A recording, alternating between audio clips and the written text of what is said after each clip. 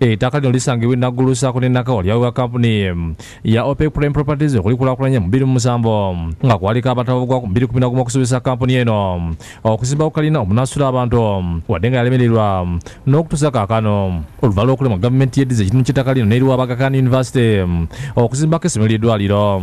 Kyokka bino olwaga mu matu ga OPEC Prime Properties ne madde mu minisitule ya Kampala okusaba bayirirwe obukadde bwa $40,000 abantu abalina akakwate ku ttaka lino nga bukulemiddwamu nkasala LC okusatu Naguru Simon Baligo bwe basinzira ne bawayo ekiwandiikiro Sipiika wa Paalamenti Rebecca Kadaga nga basaba gavumenti yeddiza ettaka eryasigala oba si ekiriddiza abaliiko basobole okuzimbako amayumba gaabwe. Aba kampuni ya OPEC Prime Properties okusaba obukadde bwa $1 ne bagamba gavumenti yaminya obuwayiro obwali mu ntegeragano okwali okuwayo ettaka ery'ennaka Aga Khan kati yakubyeko ddayo ekibadde okuzimba ettendekero ery'eddwaliro. Gye twawadde Sipiika nga tusaba Paalamenti etunulemu ebintu ebyatatambula bulungi mu contract gavumenti ya Uganda gye yasayininga ne OPEC mu myaka gwa 2007 nga mulimu ebitulemesa okulaba nti mulimu ebyalemesa project ogenda mu maaso.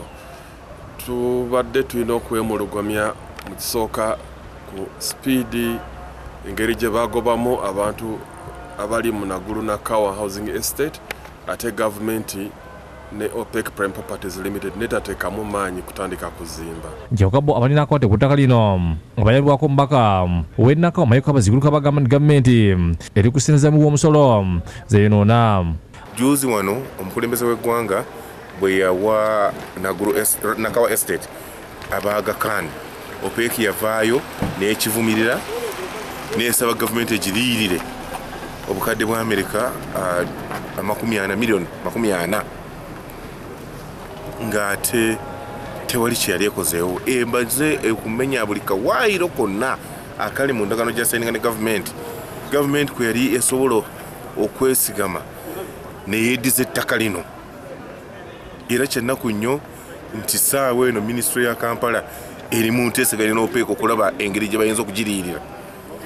Tewali nsonga yonna lwaki ssente za muwi wa musolo zirina kwonoonebwa nti basasula OPEC yalemwa ettaka balirijjeko. Agamba nti ensonga zino bakuzanyira mu Paalamenti amangu ddala ngezze mu kutuula oluvannyuma olw'okwogera kwa Pulezidenti bazuula baddala ettaka teryagwebwayo mu ngeri ya kikumpanya. Nsuubira Sipiika wa Paalamenti ajja kumpa omukisa petition eno ngi presenting in Parliament era amangu ddala nsuubira ajja gisindika mu kakiiko akekenneenya ensonga za Kampala. Eyakuleberamu okuwa ekiwandiiko kino Baligo ategeezezza nga balinze ebbanga eddene nga tebalaba kigenda mu maaso okutuusa kampuni eyaweebwa ettaka lino ate eritemyemu poloti ne ziguza abantu ssekinnoomu. Ekigendererwa kyabwe okutundira ba private developers abasobola okuzimba abasobola okubagulako ettaka eryo. Already tulabye flats, mansionettes n'ebirala ebizimbiddwa. Agamba nti baagala basinga ne Pulezidenti basobole okunyonyola ku butale bwenkanya buno. Nyombi Kenneth yakusakidde Guleno ku lwa Bukedde TV.